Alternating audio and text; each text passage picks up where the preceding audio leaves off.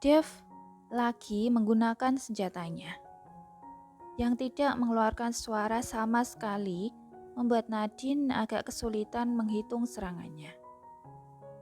Ting ting ting ting. Nadine, kenapa kamu melepas bajumu, sayang?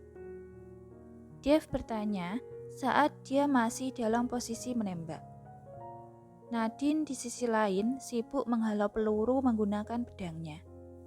Dengan satu tangannya yang lain, dia meraih sebuah tongkat kayu kecil yang tajam dan melemparkan ke arahnya. Dev terkena tongkat tajamnya dan tertancap di pohon. Tentu saja, ini adalah untuk memikatmu, sayangku. Dev menyeringai mendengar jawabannya. Jika kamu ingin memikatku saat kita bertarung, kamu harus melepas seluruh pakaianmu. Maka aku pasti akan bertekuk lutut padamu. Dia tersenyum licik padanya. Nadine menyipitkan matanya ke arahnya. Dasar. Dev tertawa. Dia berdiri dan mengeluarkan pedangnya. Baiklah, coba kita lihat apakah kamu bisa mengalahkanku. Bagaimana bila aku tidak sengaja kepalamu, sayangku? Dev menelan ludahnya. Bukankah tadi dia sudah mengatakan bahwa ini hanyalah latihan?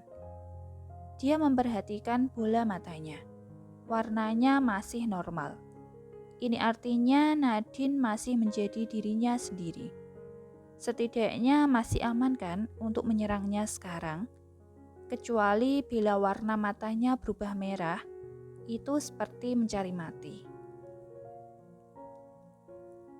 Dev melompat turun dan menancapkan pedangnya ke tanah. Sekarang dia berdiri melawan istrinya ini dengan tangan kosong. Baiklah, Nadine menarik mundur tubuhnya beberapa langkah dan mengangkat pedangnya dalam mode standby. Dia mengencangkan cengkeramannya dan siap meluncurkan serangan. Dia berlari ke arah Dev.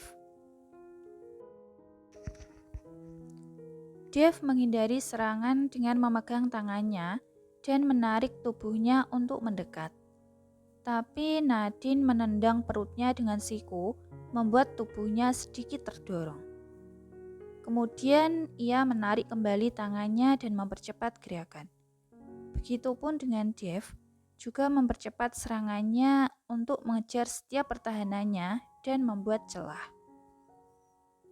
Jika dia benar-benar menggunakan kekuatannya untuk meninju dan menendangnya, pasti Nadine akan terluka parah. Bagaimanapun, dia masih seorang wanita. Dia sudah menghitung gerakan Nadine bertahan saat dia menembaknya tadi. Sekarang dia ingin menghitung kecepatan serangannya. Kendalikan nafasmu. Dia menasihatinya saat di tengah-tengah pertarungan. Aku tahu. Dia terus menyerangnya hingga mulai terengah-engah. Tidak cukup, ikuti kecepatan kakimu.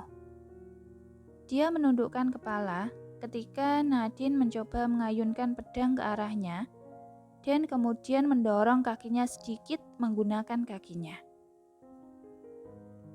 Nadine lengah dan dia terpeleset saat suaminya itu mendorong kakinya. Beruntung Dev dengan cepat menangkap tubuhnya sehingga dia tidak terjatuh ke tanah. Dan saat itu dia segera mengayunkan pedang ke arahnya lagi. Sambil tersenyum, Dev meraih pergelangan tangannya menggunakan tangannya yang lain sebelum pedang itu menyentuh lehernya. Dia menundukkan kepalanya dan mencium bibirnya dalam-dalam. Tidak bisa menolakku, kan?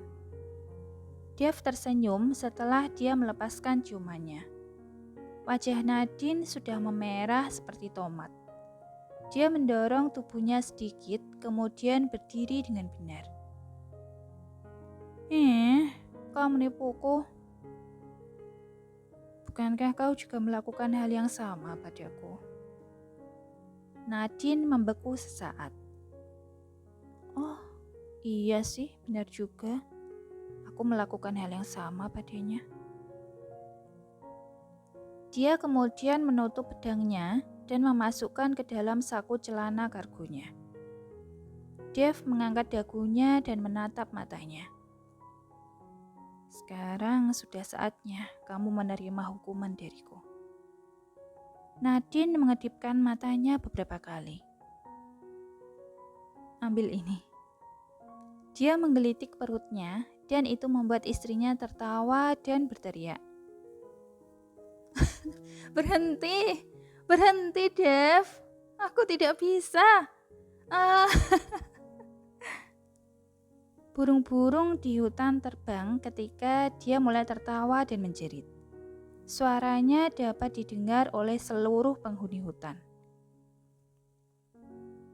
Berbaring di tanah menatap langit yang biru, keduanya benar-benar kelelahan karena berkelahi dan tertawa. Aku sadar, aku tidak memiliki banyak waktu untuk hidup, dan juga tidak bisa memberimu keturunan. Bila suatu saat aku pergi, maka kamu akan sendirian, Dave. Aku rela melepaskanmu jika kamu punya niat untuk menikah lagi. Atau jika kamu ingin memiliki keluarga yang baru. Aku tidak akan menahanmu. Nadine menolehkan kepala menatap suaminya. Ia berusaha menguatkan hati ketika mengatakannya. Kenapa kamu mengatakan ini? Dia membalas tatapan matanya. Aku hanya memberimu pilihan. Kamu sudah menjadi suamiku yang sebenarnya selama sebulan terakhir. Dan itu sudah membuatku bahagia. Apalagi yang bisa aku minta darimu? Apakah kamu tidak senang bila aku berada di sisimu? Aku senang. Aku justru sangat senang.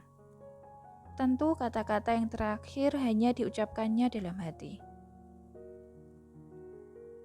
Kalau begitu, jangan pernah mengatakan hal ini lagi padaku. Dia memeluknya cukup lama sebelum mereka berdua berdiri dan masuk ke dalam mansion. Selesai mandi dan berdandan, keduanya turun ke ruang makan. Koki sudah menyiapkan hidangan mewah untuk mereka. Di ruang makan, para pelayan terus mengintip mereka berdua. Nadine sebenarnya menyadari tatapan itu. Tapi dia bertingkah seolah tidak melihat apa-apa dan melanjutkan makan malamnya. Lagi pula dia sangat lapar. Dia hanya makan siang sebelum mereka pergi latihan dan kemudian semua energinya telah dikuras habis oleh suaminya. Belum lagi mereka juga melakukan hubungan suami istri beberapa kali hari ini. Mulai dari sejak pagi di dalam kamar mandi dan setelah latihan. Dia berada di dunianya sendiri ketika Dave tiba-tiba bertanya padanya. Sayangku, sebentar lagi adalah akhir tahun. Biasanya kami merayakannya di rumah orang tuaku. Aku ingin mengenalkanmu pada keluargaku yang lain. Bagaimana menurutmu? Hah? Kamu punya keluarga lain? Iya, mereka sebenarnya teman-teman dekat orang tuaku. Jadi sejak aku masih kecil, mereka akan datang ke rumah dan memberiku hadiah. Kamu tidak akan keberatan kan? Kalau kita merayakan akhir tahun bersama mereka? Dia menjelaskan dan bertanya sekali lagi. Nadine tersenyum dan mengangguk. Sebenarnya ulang tahun Dave ada di bulan itu juga. Nadine sangat menyadari tentang hal ini. Ketika dia membicarakan tentang hadiah, dia mulai berpikir tentang apa yang harus dia berikan padanya sebagai hadiah. Hanya tersisa waktu beberapa minggu, jadi dia harus berpikir lebih cepat. Membuka pintu, Kainan melihat Naura yang sedang duduk di sofa menonton berita.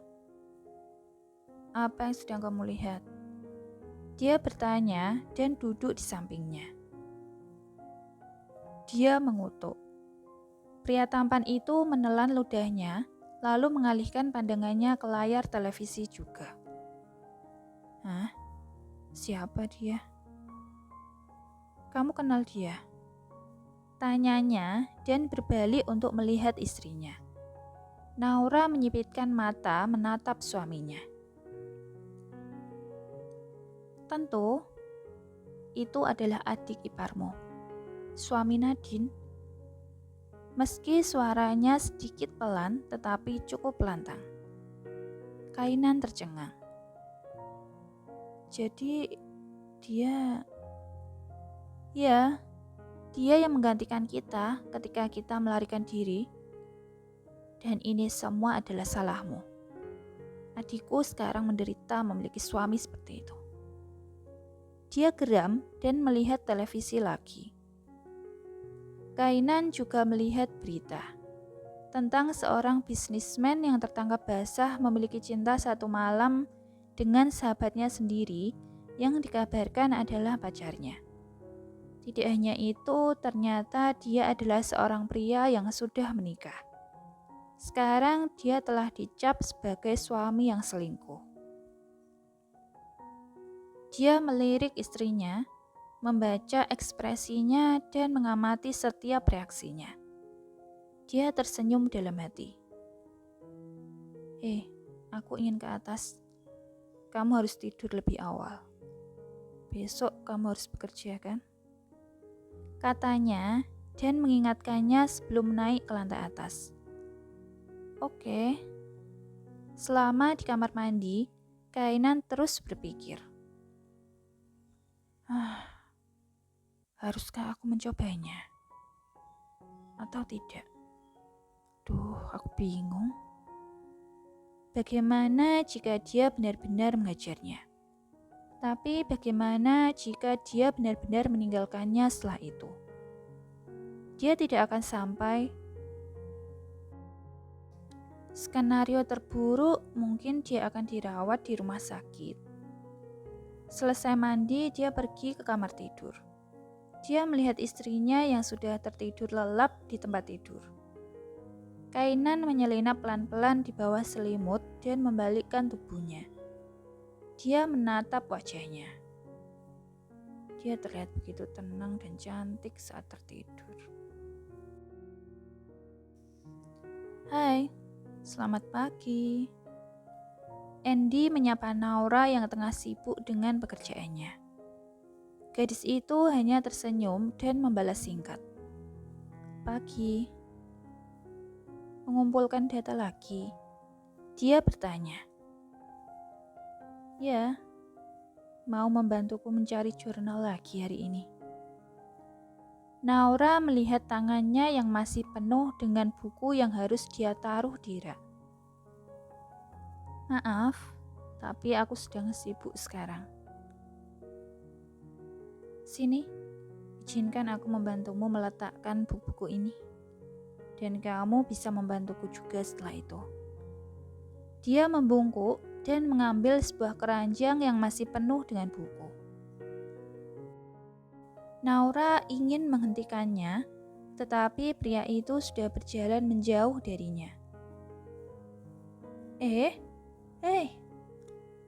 Andy menghentikan langkahnya dan berbalik untuk melihatnya. "Jangan sampai kamu terjatuh lagi seperti kemarin, Nona." Dia memperingatkannya. Sebenarnya saat sedang membantunya, Andy tidak bisa menahan rasa ingin tahu tentangnya.